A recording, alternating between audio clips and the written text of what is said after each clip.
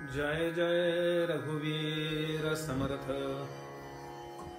गणाधीश जो ईश सर्वा गुणांचा, मुळारंभारंभ तो निर्गुणाचा। नमो शारदा मूळ चत्वारि वाचा, गमू पंथ अनंत या राघवाचा। जय जय रघुवीर समर्थ। शुका सारिखे पूर्ण वैराग्य ज्याचे, वसिष्ठा परी ज्ञान योगेश्वराचे। कवी वाल्मिका सारिखा मान्य ऐसा, नमस्कार माझा सद्गुरु रामदासा। जय जय रघुवीर समर्थ।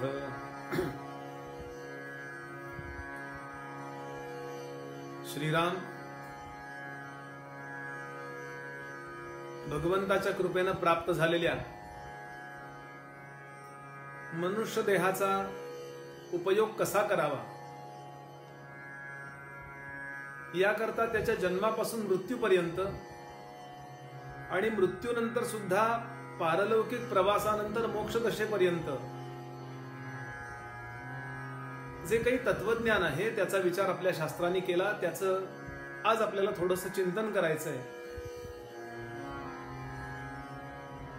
निमित्त आहे ते एका व्यक्तीच्या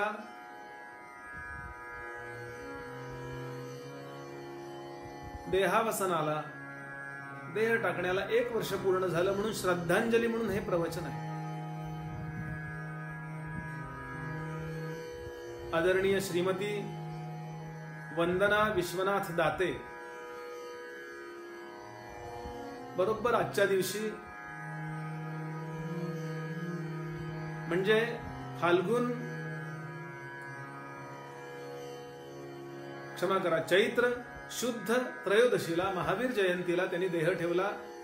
या दिवशी तारीख होती 6/4/2020, 1 वर्षापूर्वी।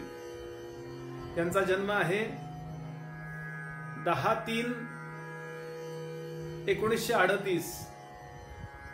साधारण 82 वर्षाचं आयुष्य वंदनाताईंना लाभलं। 2 वर्षापूर्वी आम्ही गिरनारला गेलो होतो।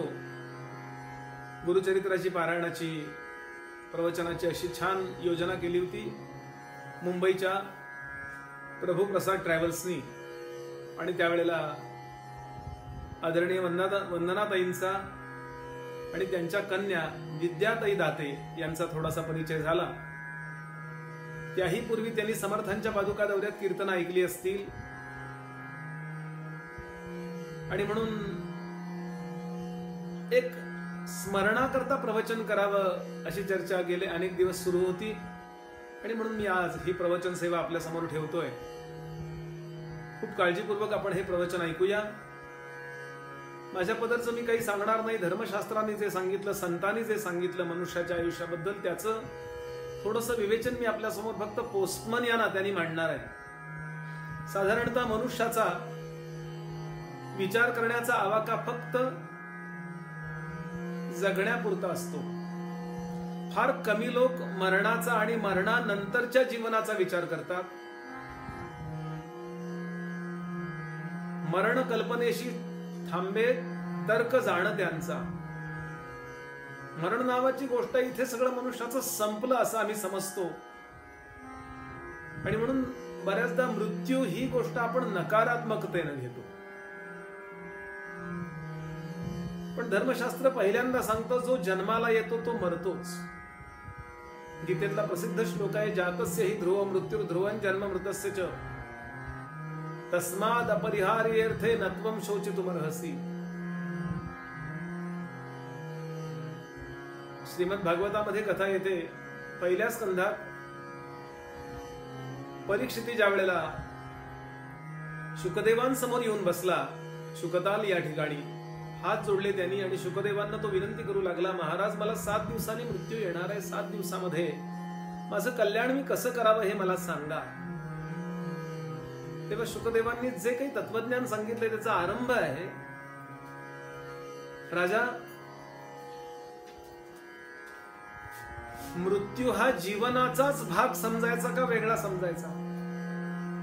जीवनात जसं बाल्य आहे, जसं तारुण्य आहे, वृद्धाप्य आहे, सुख आहे, दुःख आहे, गरिबी आहे, श्रीमंती आहे, मान आहे, सन्मान आहे, रोग आहे, आरोग्य आहे, तसं जन्म आहे म्हणजे मृत्यू असणारच. म्हणून शहाणी माणसं मृत्यू चुकवण्याचा प्रयत्न करत नाहीत, तो सुधारण्याचा प्रयत्न करतात. म्हणून दुसऱ्या स्कंधामध्ये शुकदेवांच्या मुखातला पहिला श्लोक आहे, खूप छान आहे, भागवत ऐकण्यासारखं आहे. भागवत हे जगावं कसं शिकवतं आणि मरावं कसं हेही शिकवतं.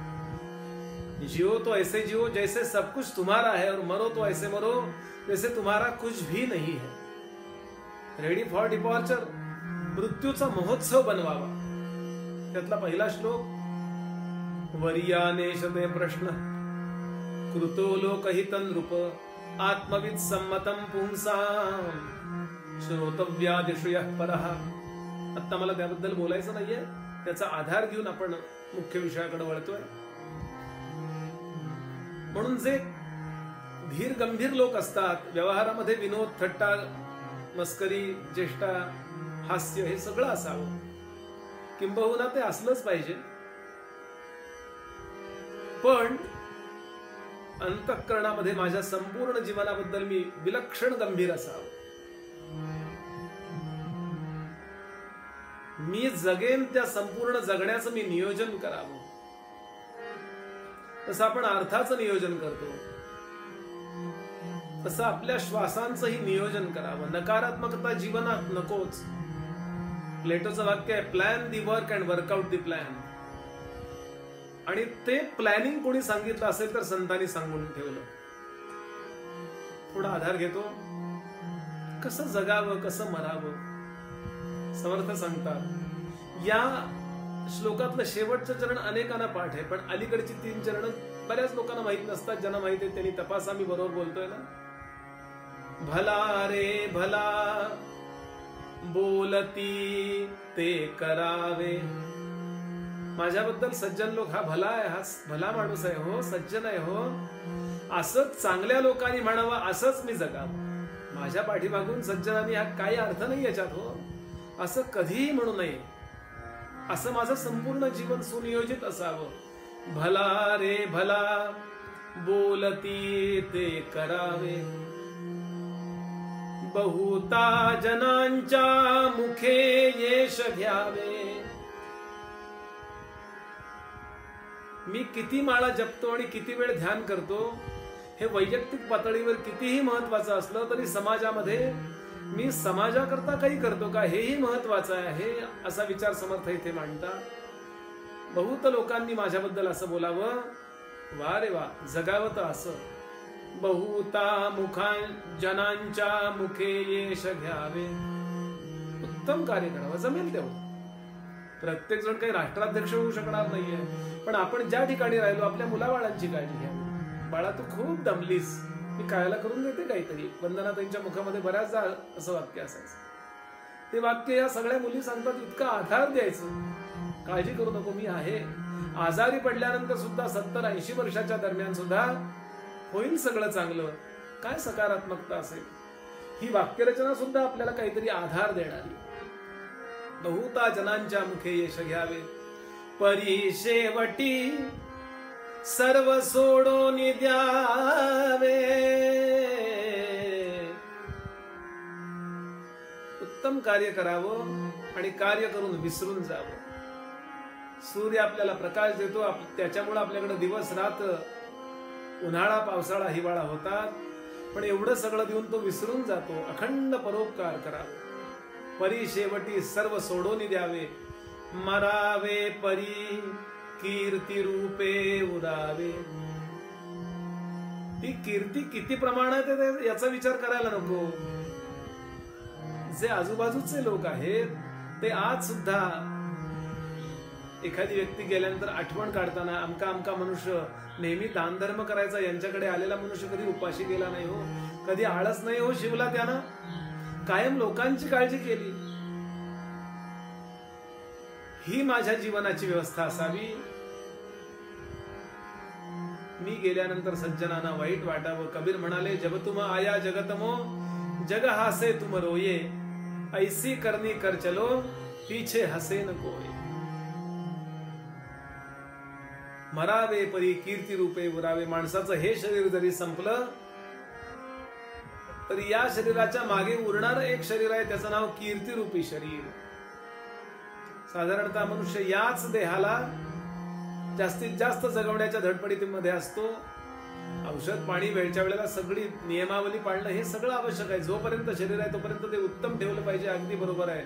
पण कितीही ते ठेवण्याचा प्रयत्न केला तरी ते जाणार आहे. पण एक शरीर असं आहे ते आपण गेल्यानंतर सुद्धा राहणार आहे, त्याचं नाव कीर्ती रूपी शरीर.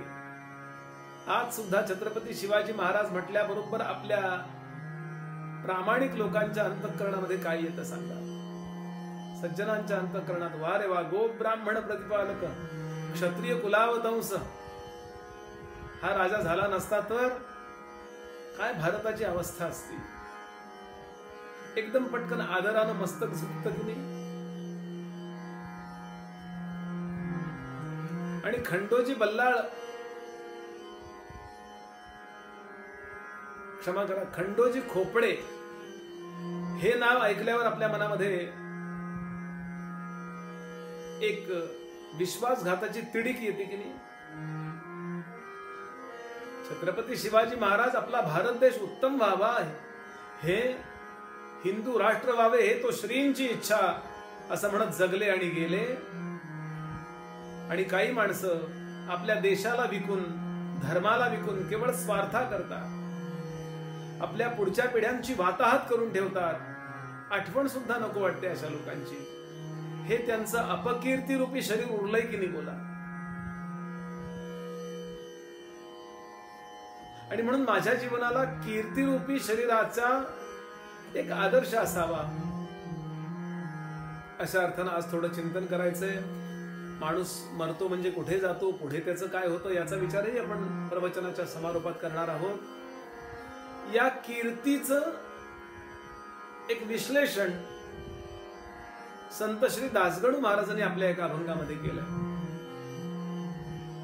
दासगणू महाराज सांगतात, कीर्ती रूपे उरला बुध हो नर समजा त्याला. कीर्ती रूपानं जो उरलाय त्याला माणूस म्हणावं. नर समजा त्याला. बुध हो म्हणजे शहाण्या लोकांनो, बुध याचा अर्थ शहाणा, बुद्धिमान. कीर्ती रूपे उरला बुध हो नर समजा त्याला. माणूस त्याला समजा. अवांतरांचा जन्म जणू का तरवडवनी फुटला. बाकीच्यांचा जन्म म्हणजे जंगलामध्ये आलेला काही उपयोग नसलेला एखादा काटेरी वनस्पती, काही उपयोग नाही. खरं त्याचाही उपयोग असतो ऑक्सिजन द्यायला. आज ऑक्सिजनची केवढी सगळीकडे किल्लत आहे. त्यामुळे खरं म्हणलं तर उदाहरण द्यायचं म्हणून दिलंय, पण काही वेळा माणूस त्या झाडापेक्षा सुद्धा योग्य नसतो, अयोग्य असतो. पहिलं उदाहरण दिलं त्यांनी. सर्वोत्तम या देहाचा, माणसाच्या देहाचा उपयोग हरिचरणाच्या प्राप्तीत ज्याने आयुचा व्यय केला. पहिला टप्पा विचार करावा, माझ्या जीवनामध्ये या देहाचा मी भगवंताच्या प्राप्तीकरता किती उपयोग केला. या देहाला चालवणारं जे आत्मचैतन्य आतमध्ये बसलंय त्याची आणि माझी ओळख करून घेण्याचा कधी प्रयत्न केला का? त्याकरता कधी जप केला का? त्याकरता कधी मी तीर्थयात्रा केली का? ती तीर्थयात्रा करताना मला कधी आनंद झाला का? आमच्या गिरनारच्या यात्रेच्या वेळेच वंदनाताईंचं वाक्य आहे. त्या विद्याताईंना म्हणाल्या, माझ्या आयुष्यातला खूप चांगला काळ मला तू दाखवलास. मी गिरनारला आले, इथे गुरुचरित्र गिरनारच्या पायथ्याशी बसून मला ऐकायला मिळालं. हा यज्ञ मला अटेंड करायला मिळाला. इथे जिथे अनेक सत्पुरुष राहिले असतील, नवनाथ जिथे येऊन गेले, दत्तप्रभू इथूनच तर गेले असतील ना वरती, गिरनार वरती, इथे मला यायला मिळालं. माझ्या आयुष्यातला सगळ्यात महत्वाचा आनंदाचा काळ मला दाखवलास तू, असं आपल्या लेकीला म्हणतात. म्हणजे त्यांची काय कणभर का असेना ईश्वराविषयी, संतांच्या विषयी, अध्यात्माविषयीची आदराची भावना निश्चित होती. या वाक्यावरून एवढंच दिसतं. की खरोखर माझ्या जीवनामध्ये मला त्यात आनंद व्हावा. प्रत्येकाने आपापला विचार करावा. मी ज्यांच्या स्मृतीप्रित्यर्थ प्रवचन करतोय त्यांचं नाव मध्ये मध्ये घेणं माझं कर्तव्य आहे. पण प्रत्येकाने स्वतःचा विचार करावा. मी भगवंताच्या प्राप्तीकरता काय प्रयत्न केले, थोडा तरी पुढे गेलो का? जन्माला आलो त्यापेक्षा आज मी 2 पायऱ्या तरी वरती आहे का? 10, 20, 50 जन्मानंतर होईल माझा उद्धार, पण या जन्मात मी काही कणभर तरी पुढे गेलो का? हरी चरणाच्या प्राप्तीत ज्याने आयुचा व्यय केला, बुध हो नर समजा त्याला. क्रमांक 1. 2. निज स्वातंत्र्यासाठी जो का रणी कामी आला. माझ्या देशावर माझं प्रेम आहे का? त्याकरता मरायची वेळ ज्यांची ज्यांची आली आहे, ही मंडळी खरोखर त्या रणामध्ये हुतात्मा झाली, आपली आहुती दिली त्यांनी देशरक्षणाकरता. चायनाशी झालेलं छोटस युद्ध, लडाख मध्ये झालेला प्रसंग असेल, यापूर्वी किंवा आत्ता झालेली युद्ध असतील, ज्यांनी ज्यांनी आपला देह आपल्या स्वातंत्र्याकरता, स्वातंत्र्याच्या अबाधित राहण्याकरता खर्च केला, आपला प्राण तिथे खर्च केला आणि करतायत, पुढे करतील, त्यांना माणूस म्हणायला पाहिजे असं दासगणू महाराज सांगतात.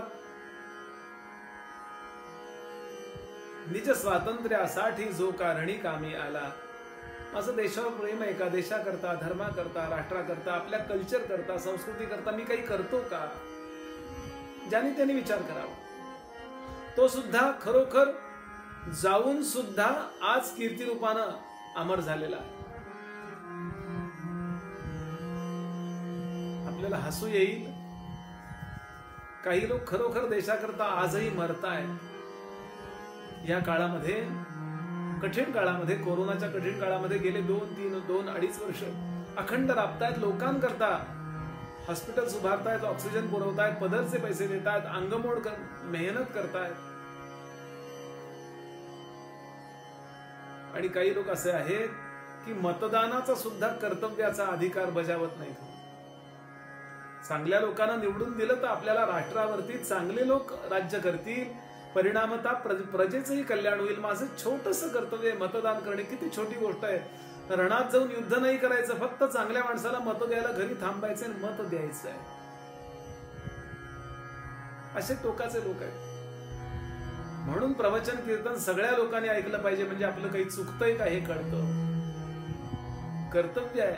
आर्य चाणक्य सांगत असत, सज्जन लोक जेव्हा राजकारणाकडे दुर्लक्ष करतात त्यावेळेला पक्क समजावं, दुर्जन लोक त्यांच्या डोक्यावरती येऊन राज्य करणार. म्हणून राजस्य कारणम इति राजकारणम या न्यायाने चांगल्या प्रकारे लोक राहिले पाहिजेत. आपलं जे कर्तव्य आहे, माझं कर्तव्य प्रवचन करणं, प्रवचनातून हे बोलणं हे माझं कर्तव्य आहे. याद्वारे मतदान करण्याच्या वेळेला मी मतदानाद्वारे, रक्तदान करण्याची वेळ आली तर मी रक्तदानाद्वारे, धनदानाची वेळ आली, भले अयोध्येच्या राम मंदिराकरता असेल किंवा पंतप्रधान निधी करता असेल किंवा चांगल्या कार्याकरता असेल, धनदान करणं हे माझं कर्तव्य आहे. कोणत्याही दृष्टीने निज स्वातंत्र्यासाठी जो का रणी कामी आला, बुध हो नर समजा त्याला. 3रं चरण, सविस्तर आत्ता विचार नाही करायचा. 3रं चरण, नाना शास्त्रे वाचुनी रचिजो अभिनव ग्रंथाला. वेदांचा, वेदांताचा, पुराणांचा, शास्त्रांचा, आधुनिक विज्ञानाचा, या सगळ्याचा यथामती यथासमय अभ्यास करतो आणि उत्तमात उत्तम एखादं प्रोडक्शन, एखादं छान पुस्तक लोकांकरता त्याच्या चिंतनातून मांडतो किंवा त्याच्या प्रवचन कीर्तनातून मांडतो. प्रत्येक वेळेला लेखनयुक्त असं पाहिजे असं नाही, सीडी युक्त, पेनड्राईव्ह युक्त, जे उत्तम कन्क्ल्युजन असं म्हणा, एक निर्णयात्मक, की म्हणून आजच्या काळामध्ये आपण असा असा धर्म पाळला पाहिजे, अशी भक्ती केली पाहिजे, अशी ज्ञानाची उपासना केली पाहिजे, असं एक भीमरूपी म्हटली पाहिजे, असं अमुक अमुक केलं पाहिजे, असं आजच्या समाजाला, आजच्या लोकांना उपयुक्त असं ज्ञान जो मांडतो आणि त्याकरता आयुष्य खर्च करतो. दासगणू महाराज म्हणाले तोही धन्य आहे. पण एक गोष्ट, त्याच्या त्या लेखकांनी, त्याच्या त्या लेखनाने समाजामध्ये दुफळी निर्माण होत नाही ना, भांडणं होत नाहीत ना, कारण असंही काही विद्रोही लेखन करणारे लोक आहेत. समाजामध्ये जाती पातींचा तेढ वाढवणारे लेखन आहे. ते लेखन उपयोगाचं नाही. नाना शास्त्रे वाचून रचिजो अभिनव ग्रंथ. अभि याचा अर्थ चांगलं आणि नव, नुसतं नव नाही, अभिनव, विशेष. लोकमान्य टिळकांनी गीतेचा अभ्यास केला मंडालेला आणि असामान्य असा ग्रंथ आमच्या हातामध्ये दिला. त्याचं नाव गीता रहस्य. गीता ही कर्तव्य तत्पर कशी आहे असं सांगणारा ग्रंथ आहे गीता रहस्य. आमच्या जीवनामध्ये कर्तव्य तत्परता वाढवायची असेल तर गीतेचा उपयोग आहे असं टिळकांनी फार छान विवेचन केलंय. ज्ञानोबांचं काय, टिळकांचं काय, शंकराचार्यांचं काय याच्यावर आता मला शहानिशा करायची नाहीये, पण टिळकांनी असा अभिनव ग्रंथ निर्माण केला. आणि कुठेही बंडखोरीची भाषा नाही, जुन्या श्रद्धांना तिलांजली नाही. जुन्या श्रद्धांना बरोबर घेऊन लोकमान्य टिळक जातात. जेव्हा परदेशात जाऊन आले लोकमान्य टिळक, त्यावेळेला काही लोकांनी त्यांना परदेश गमनाचं प्रायश्चित्त घ्यायला लावलं पुण्यामध्ये. आगरकरांचं म्हणणं होतं नको घ्यायला. आगरकर म्हणत असत काही गरज नाही याची, आपण चांगल्या कार्याला गेलो होतो परदेशात, काय प्रायश्चित्ताची गरज आहे. लोकमान्यांचं छान विवेचन आहे. बळवंतराव म्हणाले आपल्याला या कर्मकांडी लोकांनाही बरोबर घेऊन जायचंय ना, मग घेऊया ना प्रायश्चित्त, बिघडलं काय. म्हणून माझी निष्ठा फक्त त्याच्यावर असं होणार नाहीये, माझी निष्ठा या राष्ट्राला पुढे न्यायचं याच्यावरच आहे. असा जो महापुरुष आहे, अनेक ग्रंथांची रचना करतो व आपल्या विवेचनाद्वारे आयुष्यभर समाजाला एक सुंदर असा कल्याणाचा मार्ग दाखवित राहतो आपल्या क्षमतेप्रमाणे. त्याचंही जीवन धन्य आहे. आणि चौथा मुद्दा, यातलंही काही नाही जमत, नाही मी बाबा भगवंता करता वेळ देऊ शकलो, नाही जमलं मला तो मानत नाही मी परमेश्वर असं नाही म्हणायचं, पण नाही जमलं हो. निज स्वातंत्र्याकरता मी नाही राणी कामात आलो, तिथे मी मरणापर्यंत नाही गेलो. शास्त्रांचा अभ्यास नाही हो मला, मग मी माणूस म्हणायच्या योग्यतेचा नाही का. शेवटचं चरण साधारणतः जास्तीत जास्त लोकांना लागू होतं. राष्ट्रहिताची कळकळ वाहुनी नित करी कार्याला.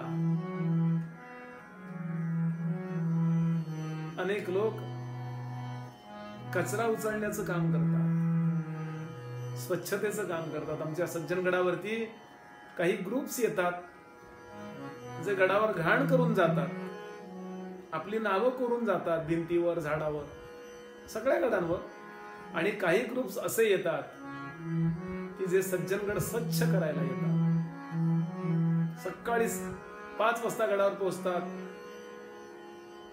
ऊन येईपर्यंत स्वच्छता करतात आणि तो सगळा कचरा घेऊन जातात आणि योग्य ठिकाणी त्याची विल्हेवाट लावतात. राष्ट्रकार्यच आहे नाही. 2 वर्षापूर्वी 3-4 वर्षापूर्वी ज्यावेळेला नोटाबंदी झाली तेव्हा अनेक बँकेतल्या लोकांनी, रिटायर झालेल्या लोकांनी बँकेमध्ये जाऊन सर्व्हिस दिली फुकट. काही नाही, आम्हाला फक्त जेवायला वाढ. अनेक लोक माझ्या जवळचे लोक आहेत, कारण त्यावेळेला नोटा बदलण्याकरता धावपळ फार होत होती. तेव्हा अनेक लोकांनी रिटायर झाल्यानंतर सुद्धा हे कार्य केलं. गोरगरिबांना मदत असेल, बारीक सारीक गोष्टीमध्ये राष्ट्राची कल्याणाची भूमिका घेऊन आपली क्षमता आहे ती वापरणारे अनेक लोक या जगामध्ये आज आहेत. पूर्वी झाले, आज आहेत, पुढेही होतील. हे माणूस म्हणायच्या योग्यतेचे आहे. आमचे दासगणू महाराज सांगतात, राष्ट्रहिताची तळमळ वाहुनी नित करी कार्याला. सतत काही ना काही मी राष्ट्राकरता करावं. पूजनीय गोळवलकर गुरुजींच्या जीवनाचं महावाक्य होतं स्वतःच्या जीवनाकरता, राष्ट्राय स्वाहा राष्ट्राय इदन्न मम. मी माझ्या जीवनामध्ये काहीतरी राष्ट्राकरता करीन, समाजाकरता करीन. मला देव आपलासा करायला नाही जमला, ठीक आहे. मला उत्तम ग्रंथ रचायला नाही जमला, ठीक आहे. मला राष्ट्राकरता तिथे रणांगणात जाऊन मरण पत्करायला नाही जमलं, ती माझी नव्हती त्याकरता माझी योजना, हरकत नाही. पण मी जिथे आहे, मी प्रवचन करतो, मी कीर्तन करतो, मी समजा पेटी वाजवतो, मी अमुक करतो, मी तमुक करतो, याद्वारे मी राष्ट्राची सेवाच करतो की नाही. अपेक्षा न ठेवता चांगल्या कार्याकरता ज्या वेळेला आपण आपले काही श्वास, थोडासा वेळ, आपल्या शरीराची शक्ती, आपल्या जवळचं धन खर्च करतो, त्यावेळेला ते राष्ट्र कार्यच असतं. श्रोते हो, आणि विशेष म्हणजे या कशाचाही अभिमान नाही बाळगायचा. इतकं केलं, मी तितकं केलं, नो, अजून करायला पाहिजे होतं. हो, चाफेकर बंधूंना जेव्हा फाशी देण्यात आलं त्यावेळेला त्यांच्या वडिलांना विचारलंय की तुम्हाला दुःख आहे का? ते म्हणाले होय, दुःख आहे. काय? माझ्याजवळ जेवढी मुलं होती ना ती सगळी राष्ट्रकार्याला आली आणि कार्य तर खूप पडलंय हो, त्या मानानं माझ्याकडून मुलं कमी आहेत. अजून 2-4-5 मुलं असती तर मी सगळी राष्ट्रकार्याला दिली असती. वा रे वा.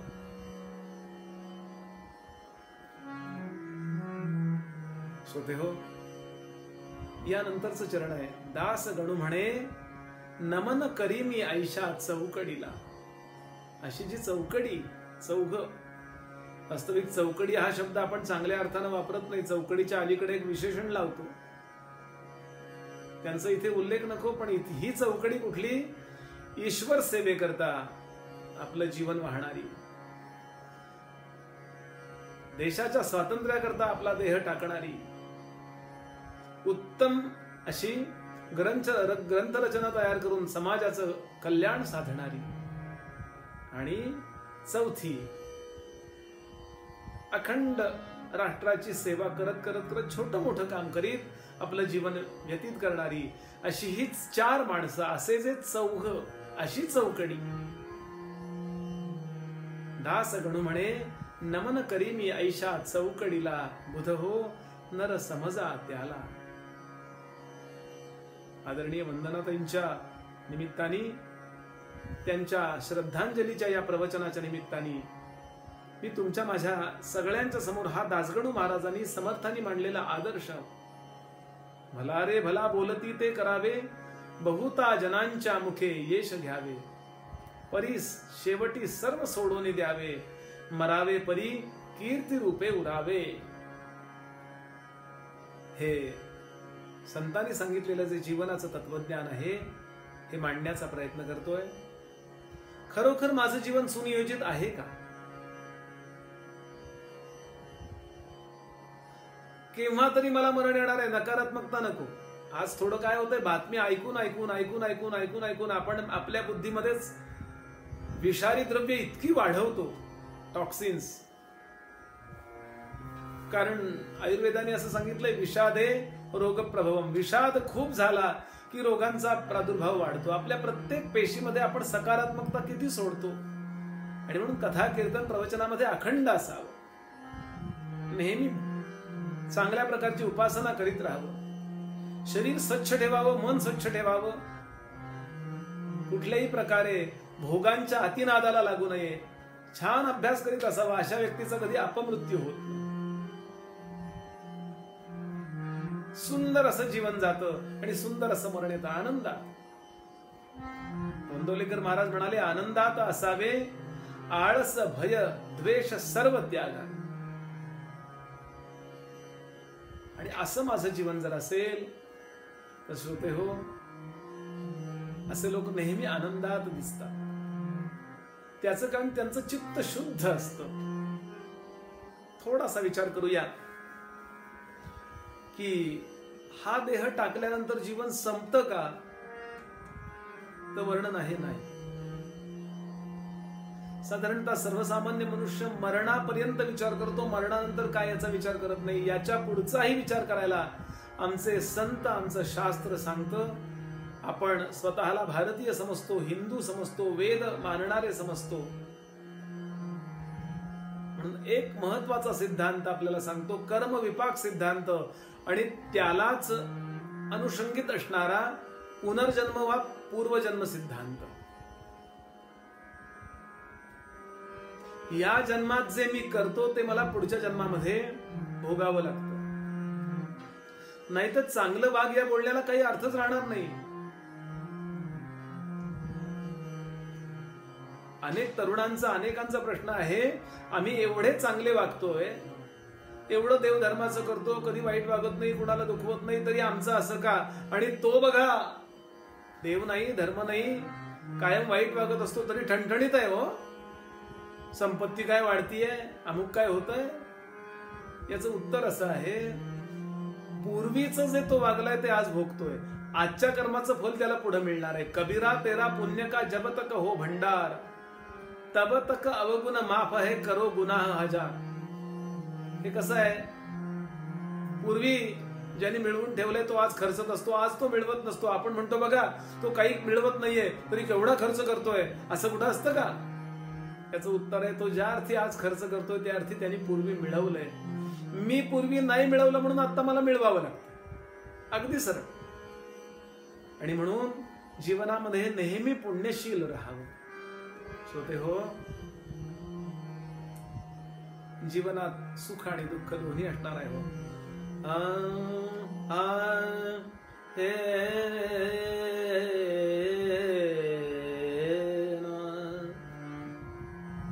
फार छान काव्य आहे. जीवनात सुख दुःख जन्म मृत्यू हे नेहमी चालणार आहे. कधी दिवस असा की पुत्र जन्मोत्सवाचा, कधी दिन उगवे की मृत्यू कोलाहलाचा. मनुज निज शीर्षी हर्ष शोकासवाही, दिवस जगती सारे सारखे येत नाही.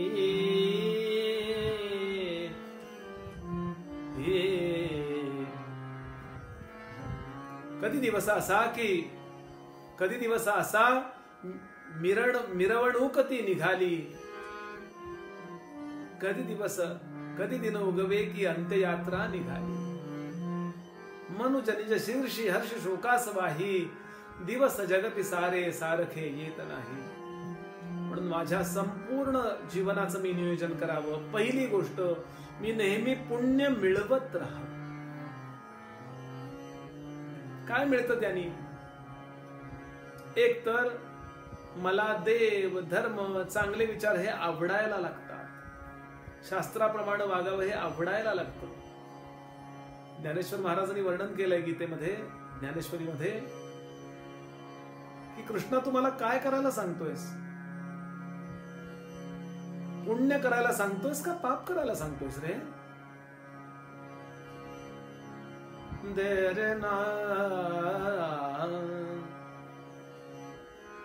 कथम भीष्ममहं संख्ये द्रोणञ्च मधुसूदन, इषुभिः प्रतियोत्स्यामि पूजार्हा वरिसूदन. कृष्णा, मी माझ्या आजोबांना गुरूंना मारून पाप करेन आणि पापापेक्षा मी घाबरतो ते पापाचा परिणाम तुझ्यापासून मी दूर जाईल. पापाचा परिणाम आपण सद्विचारांपासून, भगवंतापासून, ईश्वर भक्तीपासून, सत्संगापासून दूर जातो हे लक्षात ठेवाल. म्हणून माणसानं नेहमी पुण्य केलं पाहिजे. सतत पुण्याई मिळवत राहावं. या जन्मी आणि पुढच्याही जन्मी मला ती उपयोगाला पडते. ते विवेचन आपण नंतर पाहणार आहोत.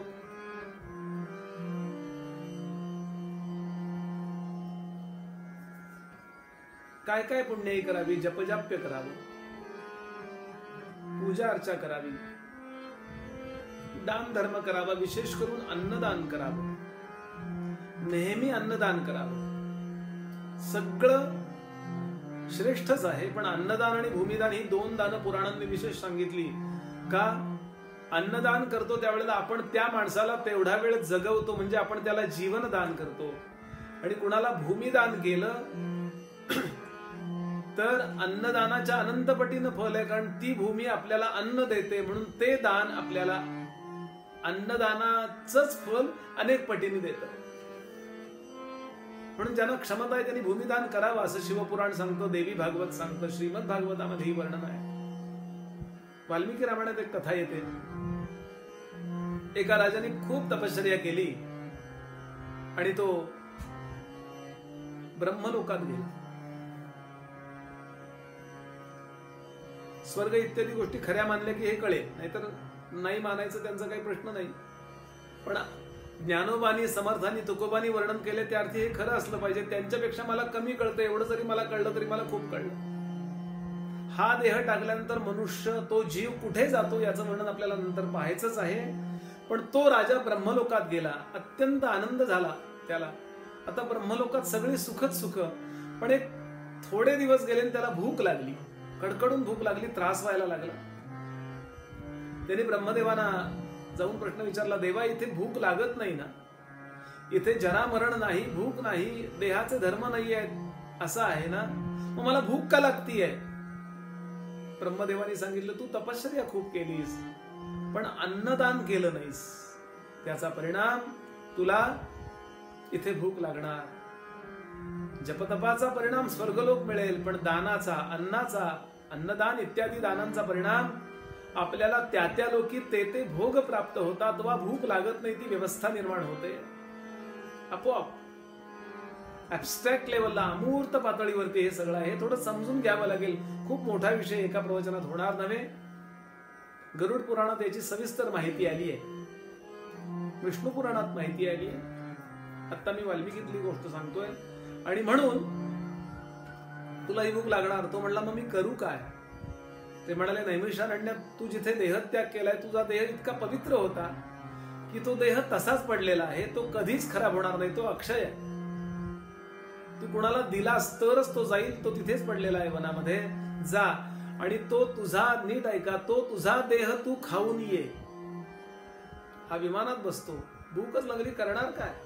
तिथे उतरतो, आपलाच गेल्या जन्मीचा देह तो कुरतडून कुरतडून खातो. पुन्हा विमानात बसतो, त्याला लाज वाटते, काय कर्म करतो मी, ब्रह्मलोकी राहणारा, विमानात बसून इथे येतो, माझाच मुर्दा मी खातो.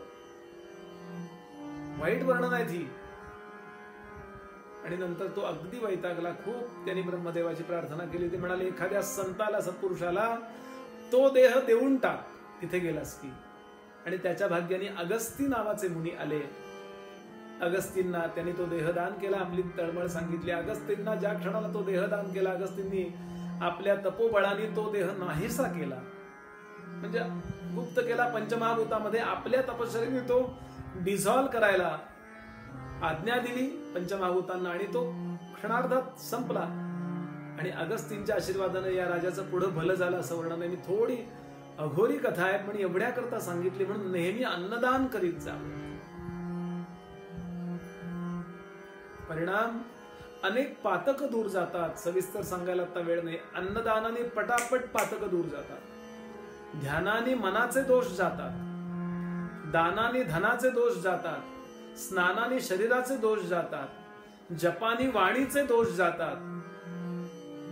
आणि अन्नदानाने माझ्याकडून काही पूर्वी घडलं असेल तर त्याचे दोष जातात. विशेष करून अन्नदानाचं आता महत्व सांगतोय. प्रत्येकाने ते अन्नदान करावं. म्हणून आज श्राद्धा दिवशी आपण ब्राह्मणांना अन्नदान करतो किंवा शिधा देतो. मनामध्ये येतं ब्राह्मण पुरणपोळी खातात. समजा एखाद्याचा आजोबा बेडूक झाला, तो बेडूक शेवाळ खातो.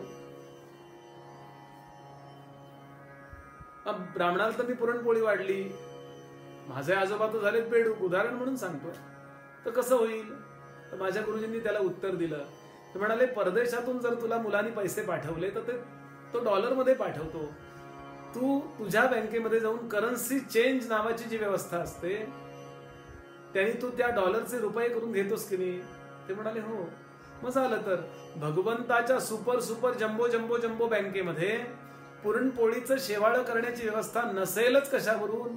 म्हणून तू आज ब्राह्मणाला पुरणपोळी वाढ, लाडू वाढ, आळूची भाजी वाढ, खीर वाढ, वडे वाढ.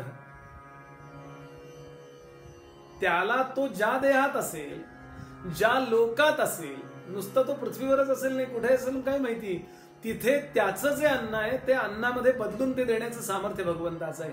इथून आपण काही देतो ते पितृलोकाची जी देवता आहे त्या देवतेचं नाव आहे अर्यमा. भगवान गोपालकृष्ण विभूती योगात सांगतात 10व्या अध्यायामध्ये, पितृणाम अर्यमा चास्मी, पितरांच्या मध्ये मी अर्यमा नावाची देवता मीच आहे. अर्यमेपर्यंत आपण दिलेला पदार्थ जाऊन पोहोचतो, म्हणजे ते पुण्य जाऊन पोहोचतं, सूक्ष्म रूपात जाऊन पोहोचतं. पदार्थ इथेच राहतो, तो पृथ्वीचा आहे म्हणून पृथ्वीवर राहतो. पण जशी भाताची वाफ वरती जाते तसं वाफ सुद्धा पुन्हा इथलीच आहे. ते पुण्य तिथपर्यंत जातं. अर्यमा नावाचा जो पितरांचा प्रमुख आहे तिथपर्यंत जातं आणि मग तिथून डिस्ट्रीब्यूट होतं. जसं एखाद्या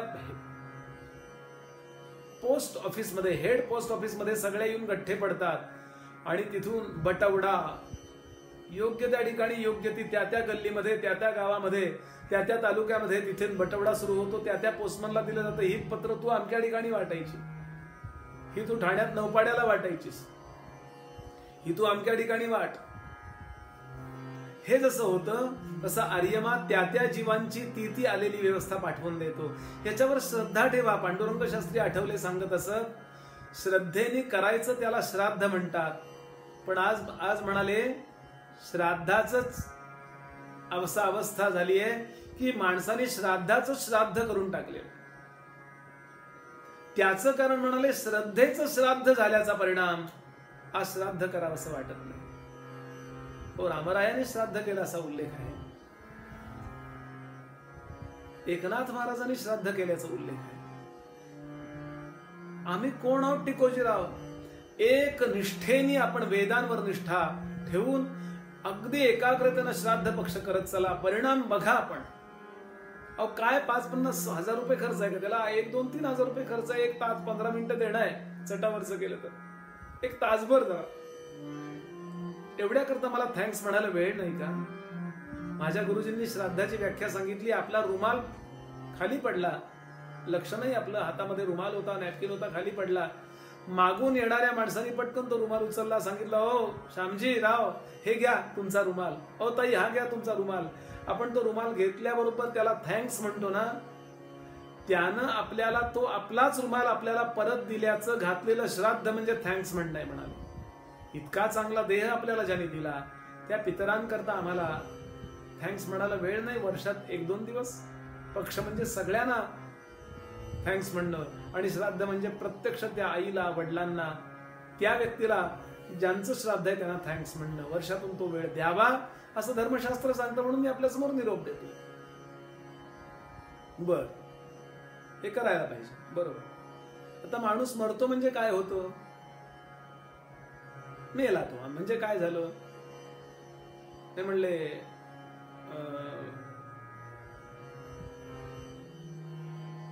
आत्मा गेला. आत्मा कुठं जातो? आत्मतत्व सर्वत्र सदा आणि सम आहे, ते त्या शरीरात आहे. तो माणूस जरी मेला तरी त्याच्या पोटामध्ये जे किडे असतील ते वाढत असतात ना. माणसाची दाढी सुद्धा काही तास वाढते, काही वेळ त्यानंतर वाढत राहते.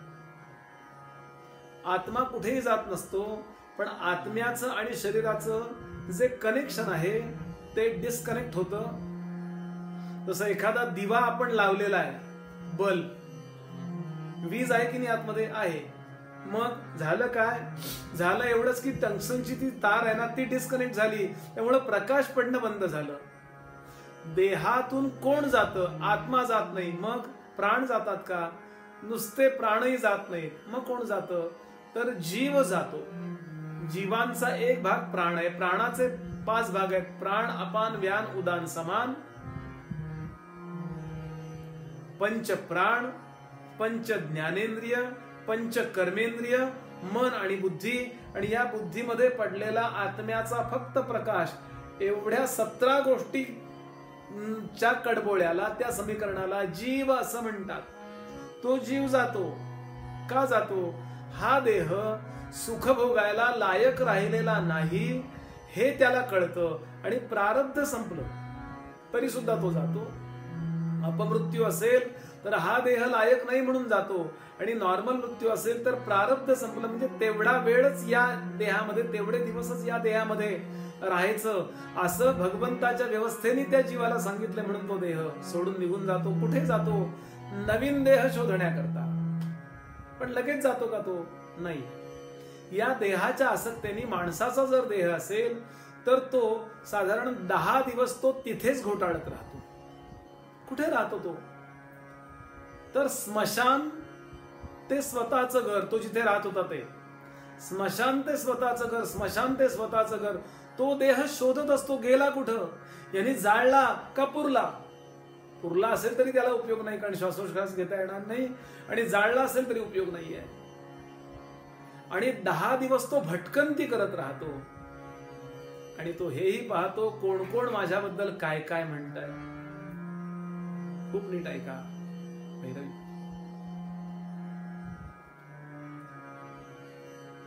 म्हणून कधी वाईट बोलू नये त्याच्याबद्दल. एक दुसरं, कधीही जीवनामध्ये त्याचं उणं पूर्वीच असेल तर आज नाही काढू. बघा काय झालं त्यांचं, त्याला ते कळतं, वाईट वाटतं, त्याला अजून आपण दुःख देतो. एक तर देह नसतो आणि देहामध्ये राहायची इतकी सवय राही, साधी सवय आपल्याला घरातनं बाहेर पडायला मिळत नाही. म्हणून काय अवस्था झाली लोकांची. वेळ घालवणार कुठं? परवा एक जण म्हणला, आता मी लॉकडाऊन संपल्यावर बाहेर गेलो की 8 दिवस घरी येणार नाही. सवय, मनुष्य हा सवयीचा गुलाम आहे. या देहामध्ये राहायची सवय राहिली, त्यामुळे तो अस्वस्थ असतो. 10 दिवस येतो जातो. आणि म्हणून त्याच्याकरता त्याचं स्मरण म्हणून 10 दिवस दिवा लावून ठेवायचा. तो येतो, दिवा लावलेला पाहतो, थोडं त्याला आनंद होतो. या लोकांनी माझी आठवण ठेवली आहे बाबा, इथे त्या टोपली खाली दिवा लावलाय बघा. पुन्हा स्मशानात जातो, पुन्हा येतो, पुन्हा जातो, पुन्हा येतो, असा 10 दिवस. आणि 11व्या दिवशी ज्या वेळेला आपण बाकीची कर्म करत करत करत 11वा करतो, त्यावेळेला त्या दिवशी, काही वेळा 10व्या दिवशी, 9 दिवस धरले तर 10व्या दिवशी, काही लोकांच्या परंपरेत 11व्या दिवशी करतात, काही लोकांना 10वा करतात. या 10व्या दिवशी ज्या वेळेला आपण ते भाताचे पिंड बनवतो, किंवा काही दिवस काही लोकांकडे कणकीचे पिंड बनवायची पद्धत आहे उत्तर भारतात, त्यावेळेला तो पिंड ठेवला जातो. द्रोणामध्ये सगळे अर्पण केलेलं पाणी आणि तो पिंड. आणि त्यावेळेला जे कावळे जमलेले असतात त्या कावळ्यांना तो जीव दिसत असतो. तेव्हा हा जीव त्याला सांगतो, नको शिवूस माझ्या पिंडाला, कारण माझी ही इच्छा राहिली आहे. म्हणून तो कावळा पिंडाला शिवत नाही शास्त्राप्रमाणे. आणि कुठली इच्छा राहिली आहे, कुठली इच्छा राहिली आहे? प्रत्येक वेळेला काही वाईट इच्छा असते असं नाही, चांगली इच्छा असते. एक फार मोठे कीर्तनकार होऊन गेले, त्यांचं नाव पटवर्धन बुवा. लोकमान्य टिळकांनी यांना सांगितलं, आजपासून वैद्यकी सोडा, उत्तम वैद्य होते, वाईला राहायचं आणि कीर्तन करा. त्या दिवशीपासून आयुर्वेदाचं ती सेवा बाजूला ठेवली, कीर्तन केलं आयुष्यभर. काही लोकांना औषध द्यायचे, पण मुख्य कीर्तन. या देशाचं कसं व्हायचं म्हणून कीर्तनात रडायचे. हो, असामान्य कीर्तनकार. नॅशनॅलिटी, राष्ट्रीयत्वाचा विशेष पुरस्कार ज्यांनी केला असा महापुरुष आम्हा कीर्तनकारांच्या दृष्टीनं आदर्श. कसं व्हायचं या देशाचं? ज्यांचं कीर्तन ऐकून अनेक उत्तमोत्तम राज्यकर्ते तयार झाले. असो, ते गेले आणि सातारला त्यांना आणलं, अग्नी दिला. आणि त्यांच्या 10व्याला अनेक लोक उपस्थित होते. पिंडाला कावळा शिवेना. त्यावेळेला मला ज्यांनी समोर बसून कीर्तन शिकवले, अनेकांकडे मी मार्गदर्शन घेण्याचा प्रयत्न केला. ते जमखिंडीचे त्यापैकी एक जण असामान्य कीर्तनकार, असे 90-95 वर्षाचे होऊन गेले, खूप वृद्ध होऊन गेले, असामान्य कीर्तन. त्यांनी मला समोर बसवून काही कीर्तन समजावून सांगितली. भागवत कथा बरीचशी त्यांनी मला समजावून सांगितली. ते म्हणाले, बुवा लक्षात ठेव, या 7 दिवसामध्ये सप्तचिरंजीवांची चक्कर होत असते बरं भागवतामध्ये. गोपालकृष्ण नेहमी येतात तिथे. म्हणून कधी असं वाक्य बोलू नको जे या सप्तचिरंजीवांना किंवा भगवान गोपालकृष्णांना दुःख देईल. हे आयुष्यभर सांभाळ. ते शास्त्री बुवा, नारायण शास्त्री गोडबोले जमखिंडीचे, ते आले होते त्या 10व्याला. आणि पटकन कृष्णेमध्ये आंघोळ केली, ओले त्यांनी उभे राहिले आणि त्या पिंडाला फुलं वाहिली, तीळ वाहिले. अनेक लोक होते, पण पिंडाला कावळा शिवेना. प्रत्येक जण शिष्य मंडळी काही ना काही बोलू लागली शिवेन.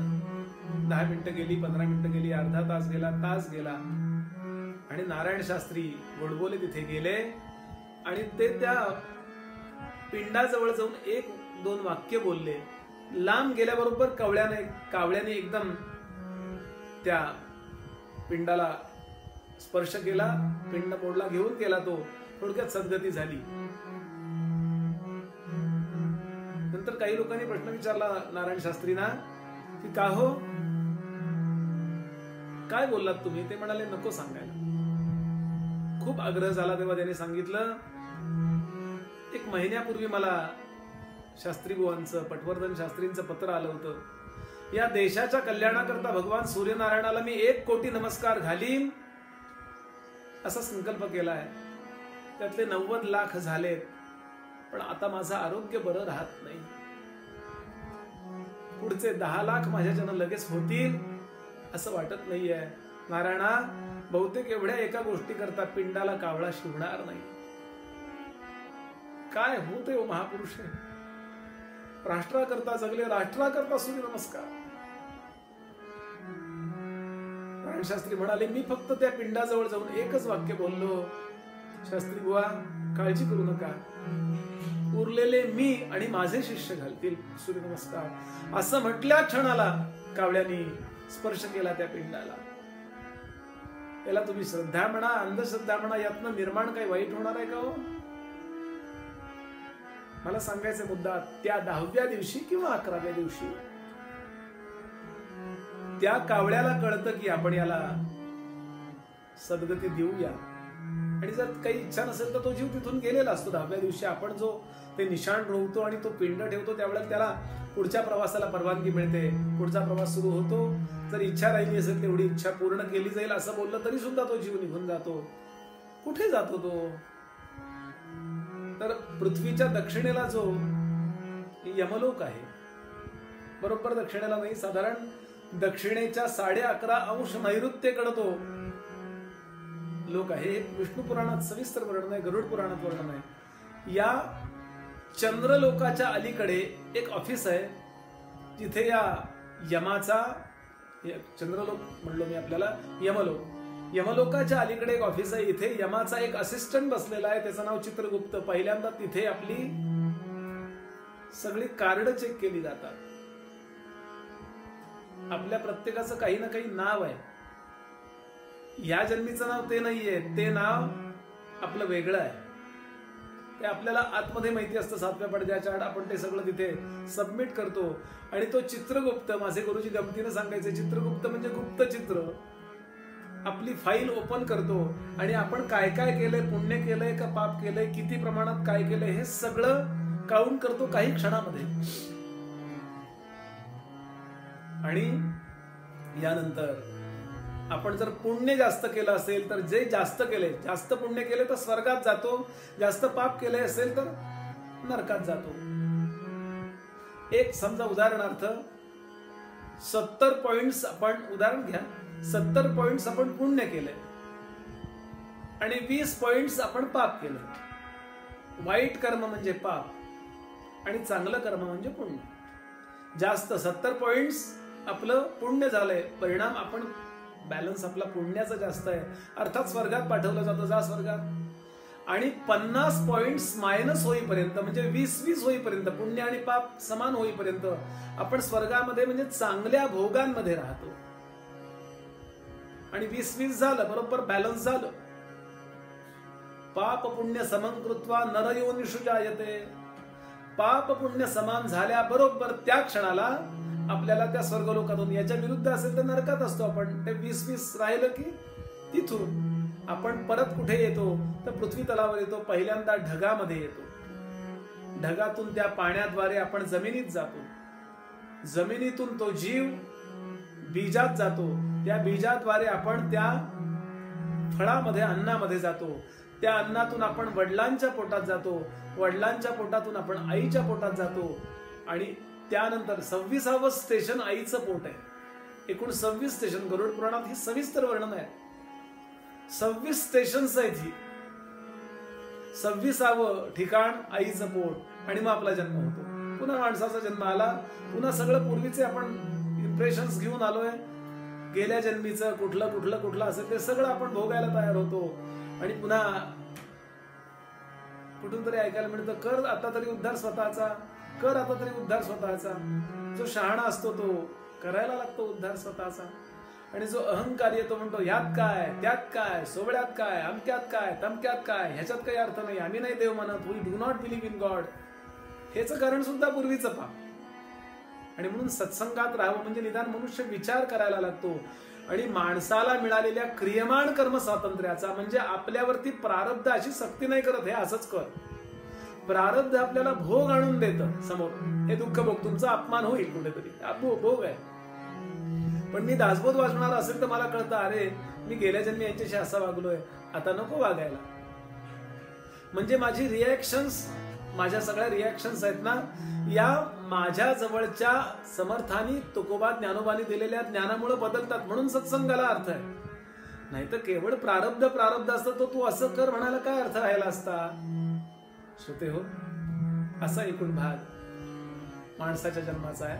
पुन्हा जन्म, पुन्हा तेवढे वर्ष जगतो, पाप पुण्य करतो, स्वर्गात राहतो, नरकात राहतो. काही वेळा या पृथ्वीवरती सुद्धा काही देहधारण असे करावे लागतात, तिथे नरकात राहिल्यासारखं राहावं लागतं. नाल्यामध्ये त्या आळीचा जन्म आला, तो नरकच आहे.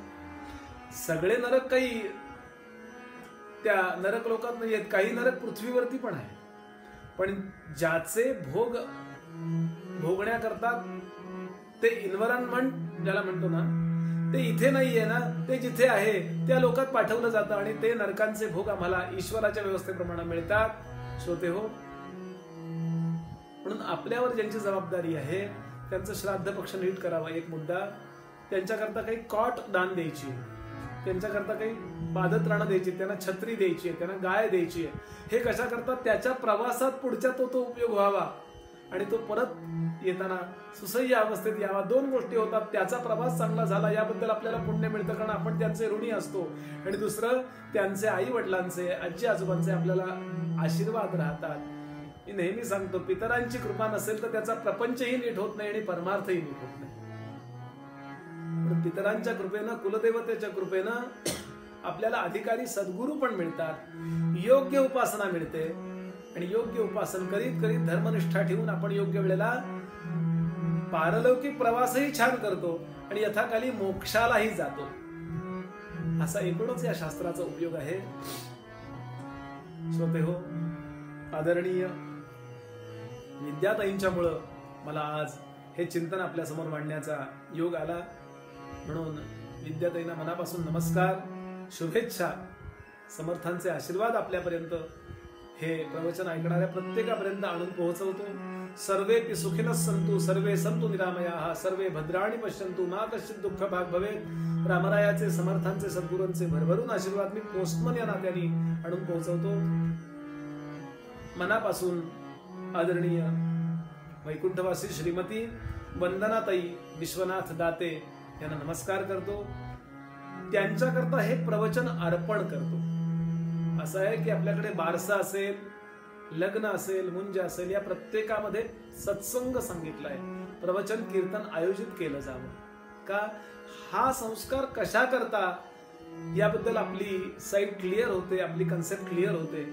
आणि ते करताना एक प्रकारे रुटीन न राहता त्यामध्ये आपलं लक्ष राहतं, असा एकूण याचा भाग आहे.